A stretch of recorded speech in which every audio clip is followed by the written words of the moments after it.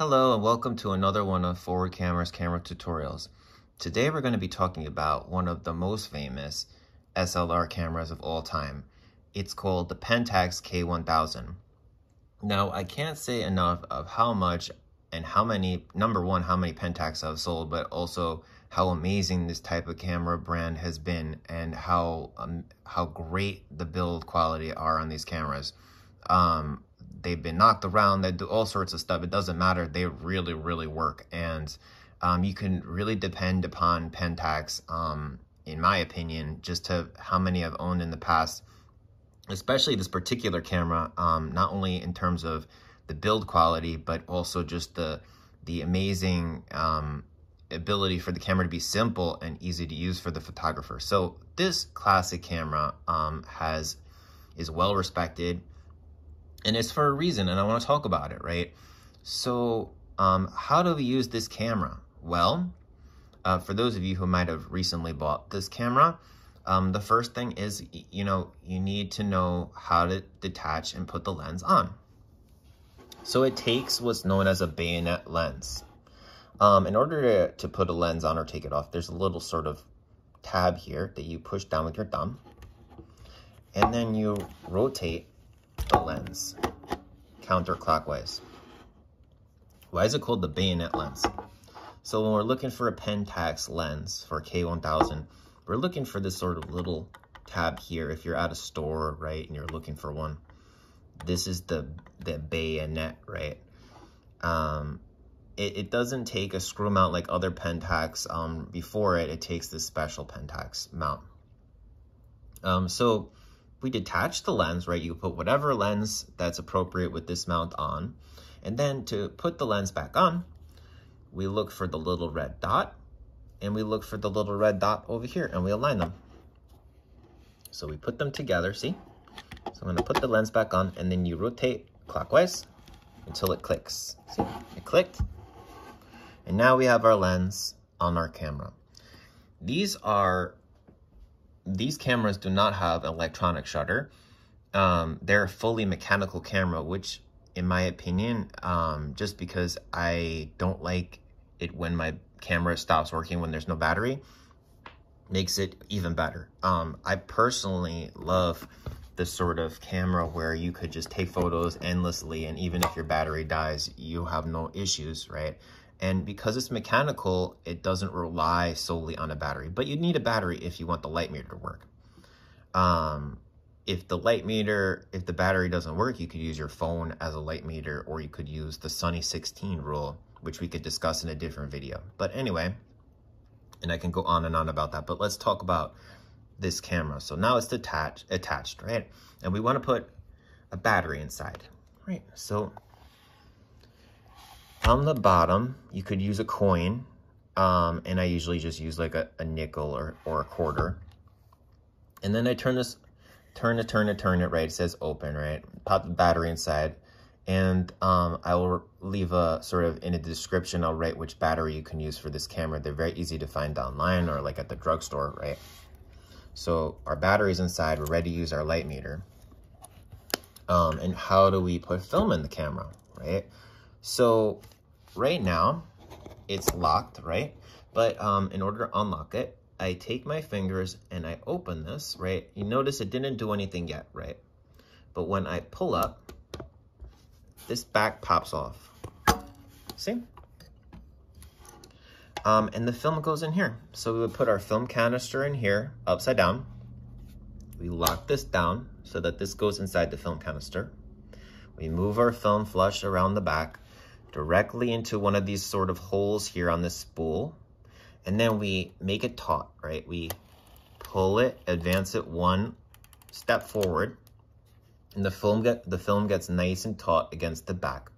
And we're ready to take our photo. And we close it, right? We make it nice and, right, until it clicks. We make sure that none of the light gets in.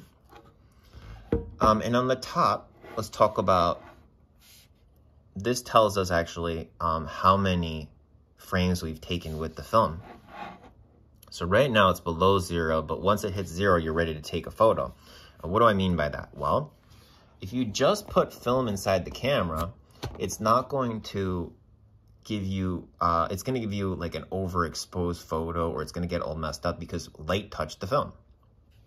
So you have to take a few photos before you know for sure that your picture is going to be okay. And once you pass 0, you're fine. So we're there. Now, let's just take a few photos, right, to show you what I mean by that. Right, see how it advances? You'll notice it gets to 0 after 2 clicks. So now we're at 0, we can take photos and we don't have to worry about that. So how do we use this camera with the light meter? So number one, inside the camera, it's a very simple light meter. There's a little sort of arrow that goes up and down. And you want the arrow not to be too far up and not to be too far down, but right in the middle with the settings. That tells you that it's exposed properly and you can take your photo and not have to worry. And that only works if there's a battery that works, right? The next thing that I want to talk about is, well, how do I take a photo with this thing with the settings? So you would set your aperture, right? Like maybe it's a really sunny day and you want a small aperture, 16 or 22, right? And you would look inside the viewfinder and look at that arrow and then move our shutter speed according to that aperture. And then it would kind of like move the arrow up and down, and you select whatever shutter speed makes the arrow go in the direct center of that scale, so it's properly exposed. And the other way around works too, right? The other way, like let's just say I'm at a sporting event and I want a fast running player photo, right? A photo of someone running or a car. I would set my shutter speed at very, very fast, right? 1/1000th of a second. And then look at my light meter and try to get it in the middle the other way around by moving my aperture ring, right? So we briefly, right? And then once I'm done, I'm ready to take my photo. By the way, you crank it with your thumb and then you fire by pressing the shutter button. And you can hear it. And you know what? It has this amazing sound that a lot of other cameras may or may not have. It's a very distinctive click. Listen to it. It's beautiful, right? And that's a distinctive K1000 sound that, you know, people really, really know about if you use this camera. So anyway, just getting a little nostalgic here. I also want to talk about something else very important. And you need to be able to set your film speed. So different films have different speeds. Maybe you have a bright sunny film, right? Something that's good for daytime. It might be 100 or 200, right? Like Kodak Gold is 200, right? So you have to set that. And you set it by moving this wheel up. So it's a little tricky, but you move this wheel up and you rotate, right, to whatever film speed it says on your film. So if I use like Kodak Tri-X black and white, I set it at 400 because that's generally what I use a lot of the time. But you would set it to whatever film speed you have, or if you're more advanced, you might want to push your film. You would set this to whatever plus or minus, right, ASA or ISO that you want. But let's not get too complicated, right? So anyway, now the other thing is you want to take a photo with your flash, right? So you could pop your flash over here and notice that there's an X there, right? That means that it's kind of reminding you that you need to make this 1/60th of a second for the flash to work properly, right? So you set those two things together and then you take your photo and the flash will go off if your flash is on, right? And so one other thing that I want to talk about, and for those of you who are unfamiliar, and I didn't really mention, this shutter speed, right? Let's talk about it. So 1,000 means 1/1000th of a second. And as the number gets higher, right, it gets very, very fast. But then as it gets lower, it gets slower, right? So like 1/60th of a second, 1/2 of a second, 1 second, right? For long exposures. And this would be if you know, depending on the amount of light or depending on how fast something's moving, you set these two, the aperture, right, as the depth of field. Like maybe you want something super, super focused, everything in frame focus, but you know, making it smaller means there's less light going through it. So you would have to change this to be a longer exposure, right? Speed. And if you want like your subject to be the only thing that is in focus, but everything in the background not in focus, you might make this smaller number. So that's up to you, right? And that's for you to learn. But now, okay, now we're done with all that, right? We took our 24 photos, our 36 photos, depending upon how many they say on the film, right, that you bought. Well, how do I rewind it? On the bottom of the camera, there's a little button. You press the button down, okay? So now it's down inside there. You open this little lever here, and you crank it right direction of the arrow. Crank, crank, crank, crank, crank, crank, crank, crank, crank.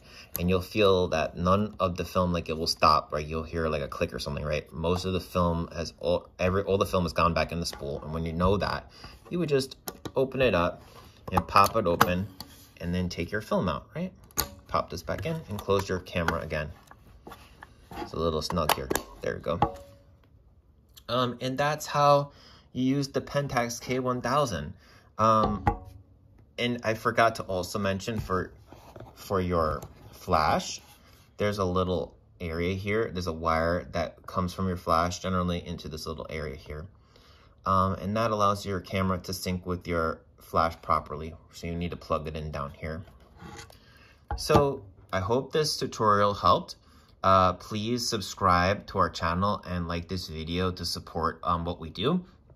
Check out our wide selection of cameras and vintage tech and prints at forwardcameras.com. Follow us on Instagram at forwardcameras and Twitter at forwardcameras. And again, please subscribe and stay tuned for more videos. Take care. Bye-bye.